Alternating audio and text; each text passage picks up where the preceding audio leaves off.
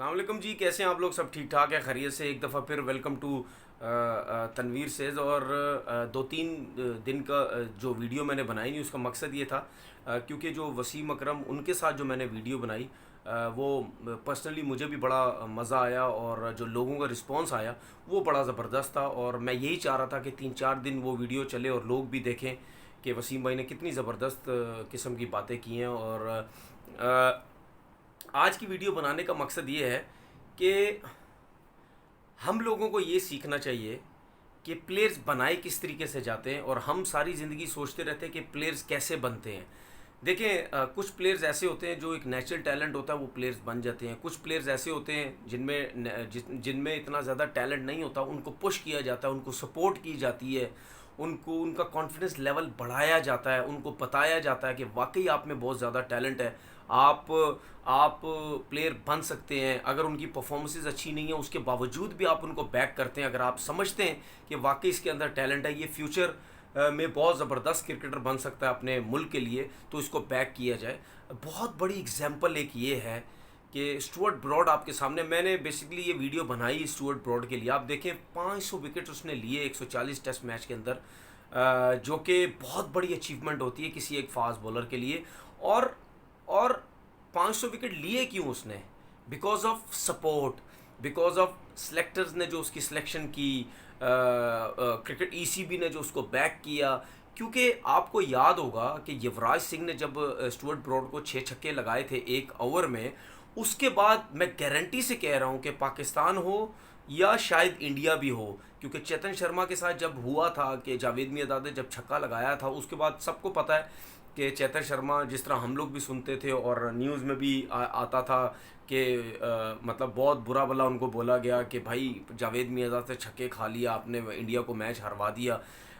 इस तरह पाकिस्तान में भी बहुत दफ़ा ऐसा हुआ है कि जब भी किसी लड़के की परफॉर्मेंस अगेंस्ट इंडिया अगर अच्छी ना हो या किसी टीम के अगेंस्ट अच्छी ना हो, तो उसके पीछे पूरा मीडिया लग जाता है, पूरा मुल्क लग जाता है उसके पीछे कि आप तो क्रिकेटर ही नहीं है, आपको तो खेलना ही नहीं आता। जिन्होंने क्रिकेट नहीं खेली होती वो लोग तो पीछे लगते हैं, लेकिन जिन्होंने क्रिकेट खेली भी होती है वो भी पीछे लग जाते हैं। हालांकि उन्होंने खुद क्रिकेट खेली भी होती है, क्रिकेट बोर्ड पीछे लग जाएंगे, फारिग करो इनको, इन्होंने तो मरवा दिया है हमें, मैचेस मरवा दिए इन्होंने, हरवा दिया है। उसके उसके पास टैलेंट होने के बावजूद भी उसको सपोर्ट कभी नहीं किया जाता था, तो जिसकी वजह से वो प्लेयर ज़ाया हो जाते थे। आपके सामने हैं, आपके सामने स्टुअर्ट ब्रॉड के अलावा आप देख लें, बेन स्टोक आपके सामने है। उस बंदे ने तो वर्ल्ड कप ही हरवा दिया इंग्लैंड को, लेकिन उसके बावजूद देखो आज कहाँ खड़ा हुआ बेन स्टोक। वर्ल्ड का टॉप का ऑलराउंडर बना हुआ वो बंदा। ठीक है, उसके बाद आप उसको देखें वो एफर्ट कितनी करता है, उसकी फिटनेस लेवल देखें, वो इंग्लैंड के लिए परफॉर्म कितना करता है, वो कप्तान बन गया सीरीज़ के अंदर।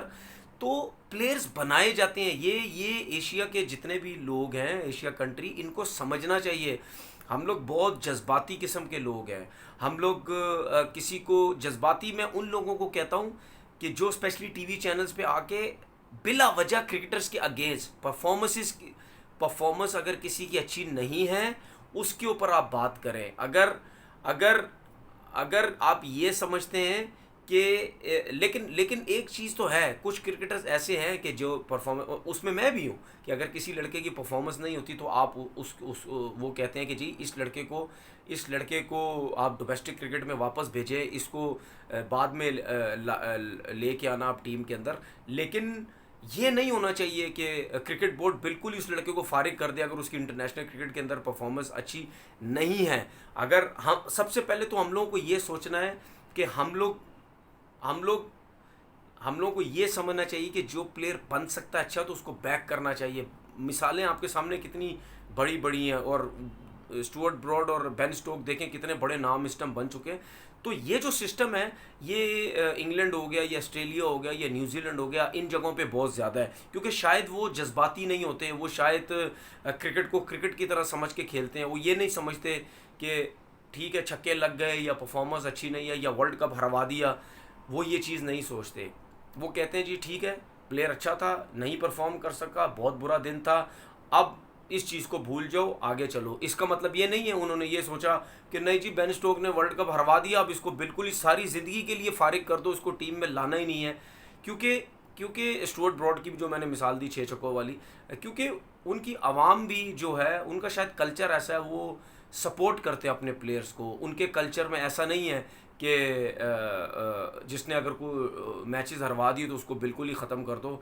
हमारे कल्चर्स में इंडिया में हो गया या पाकिस्तान हो गया, ये शायद बांग्लादेश भी उसी में ही आता है, ये ऐसा कल्चर है कि ये बस पीछे ही पड़ जाते हैं। कोई मैच हरवा दिया, कुछ कर दिया, स्पेशली इंडिया पाकिस्तान का जब मैच हो रहा होता है, इन दोनों की तरफ से कोई ना कोई ऐसी परफॉर्मेंस हो जाए जिसकी वजह से इंडिया या पाकिस्तान मैच हार जाए, तो वो तो उसके पीछे ही सारी दुनिया लग जाती है कि इसको तो फारिग कर दो। मेरे ख्याल में एग्जाम्पल सेट करते हैं दूसरे लोग, उसको हमें फॉलो करना चाहिए। एक दफ़ा फिर